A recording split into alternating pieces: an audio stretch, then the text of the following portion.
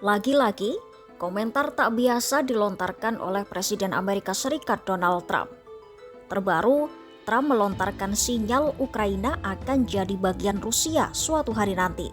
Ucapan Trump itu seolah memberi isyarat bahwa Rusia akan menang atas Ukraina. Seperti apa sinyal yang dilontarkan Trump soal kemungkinan Rusia menang atas Ukraina? Memangnya sudah berapa banyak area yang dikuasai Rusia? Simak selengkapnya dalam video berikut.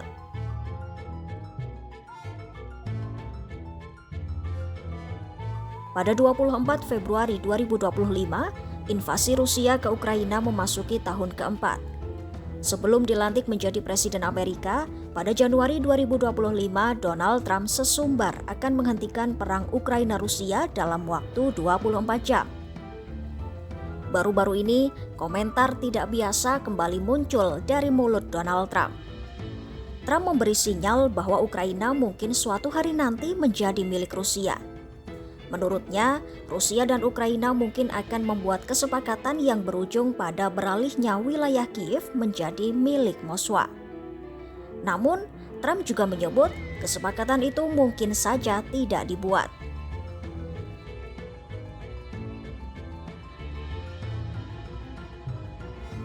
Sinyal yang dilontarkan Trump itu pun menimbulkan pertanyaan.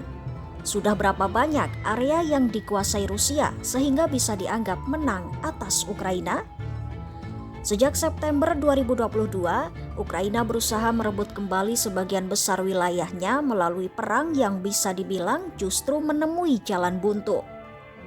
Kemudian pada 2023, Ukraina lagi-lagi berhasil merebut kembali beberapa kilometer persegi wilayahnya melalui serangan balasan, tetapi gagal menembus garis pertahanan Rusia. Lalu, Rusia pun melakukan serangan pada 2024 dengan merebut 0,69% wilayah Ukraina. Terbaru, Rusia mengeklaim telah merebut 2 desa Ukraina lagi, yaitu Novoye Horivka di Luhansk dan Shevchenko di Donetsk. Rusia juga membuat beberapa kemajuan terhadap posisi Ukraina di wilayahnya sendiri di Kursk setelah mendapat serangan mendadak dari Ukraina. Karena perang sebagian besar masih statis di lapangan, para ahli mengatakan kontrol atas wilayah udara dan keuangan perang yang berkelanjutanlah yang lebih mungkin untuk menentukan siapa yang menang. Ukraina baru-baru ini percaya diri tentang kemampuannya untuk terus menahan serangan Rusia. Ukraina juga berencana untuk memproduksi senjatanya sendiri dalam jumlah yang sangat besar, melewati batasan penggunaan rudal barat dan menciptakan industri pertahanan senilai 30 miliar dolar. Sementara di pihak Moskwa, pengeluaran pertahanan Rusia telah menyebabkan inflasi yang tinggi dan tingkat suku bunga bank sentral sebesar 21%.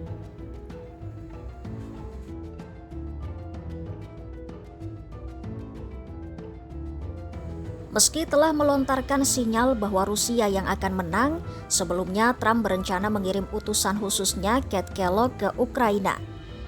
Tujuannya tak lain untuk mengembangkan proposal mengakhiri konflik.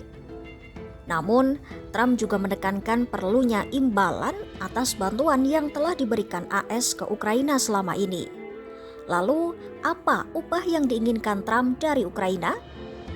Tak ada yang gratis alias cuma-cuma. Karena menurut Trump, pemberian secara cuma-cuma adalah tindakan yang bodoh. Pemimpin AS ini pun menegaskan bahwa dia menginginkan kompensasi atas bantuan yang telah diberikan kepada Ukraina dalam bentuk akses sumber daya alam mineral. Trump menekankan harus ada keuntungan atas investasi bantuan AS ke Ukraina. Nah, ternyata Trump mengincar mineral langka milik Ukraina yang nilainya mencapai 500 miliar dolar. Menurut Trump, Ukraina pada dasarnya telah menyetujui gagasan Trump tersebut sebagai pembayaran atas bantuan militer Washington. Trump memang bersikeras, AS harus memiliki akses terhadap sumber daya alam Ukraina terlepas dari apakah kesepakatan damai Moskwa-Kiev dapat dinegosiasikan dengan sukses atau tidak. Dia beralasan lebih dari 300 miliar dolar AS yang diberikan Washington tidak sebanding dengan kontribusi negara-negara lain ke Ukraina dalam upaya perang.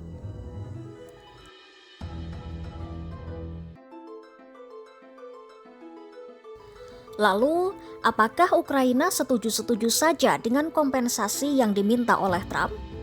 Di pihak Ukraina menyatakan mereka terbuka untuk sebuah kesepakatan yang akan membuat Washington mendapatkan kompensasi atas bantuan militer dan keuangan yang berkelanjutan.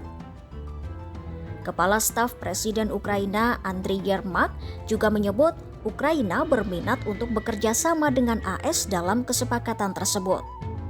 Namun, Ukraina juga mengincar jaminan keamanan yang kuat dari Washington sebagai bagian dari potensi penyelesaian perdamaian atau bagian dari kesepakatan gencatan senjata dengan Rusia. Sebab, Kiev khawatir penyelesaian apapun yang tidak mencakup komitmen militer yang kuat seperti keanggotaan NATO atau pengerahan pasukan penjaga perdamaian hanya akan memberi waktu bagi Kremlin untuk berkumpul kembali dan mempersenjatai diri untuk serangan baru ke Ukraina. Trump sendiri mengisyaratkan pada akhir pekan lalu bahwa ia telah berbicara dengan Presiden Rusia Vladimir Putin. Namun, Moskwa belum mengonfirmasi bahwa telah terjadi kontak di antara Trump dan Putin. Justru sebaliknya, Moskwa menegaskan bahwa gencatan senjata hanya mungkin dilakukan dengan syarat-syaratnya.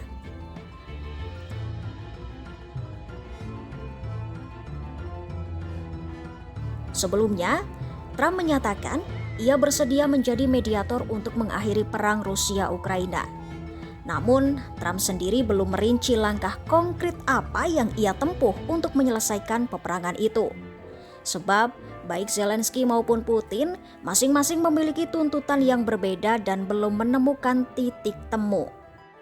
Zelensky dan Putin telah mengesampingkan pembicaraan langsung satu sama lain.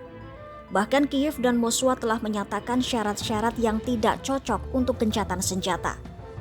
Putin menuntut agar Ukraina menarik diri dari wilayah selatan dan timur yang masih dikuasainya, dan Moskwa ingin Ukraina keluar dari NATO. Sementara itu, Zelensky menolak untuk menyerahkan wilayah manapun kepada Rusia, meskipun ia mengakui bahwa Kiev mungkin harus bergantung pada cara diplomatik untuk mendapatkan kembali beberapa wilayahnya. Zelensky pun menyerukan perdamaian nyata dan jaminan keamanan yang efektif untuk Ukraina. Belum ada yang mengetahui siapa pemenang dari perang Rusia dan Ukraina. Sinyal-sinyal yang dilontarkan Trump hanyalah sebatas sinyal yang belum tentu terbukti kebenarannya.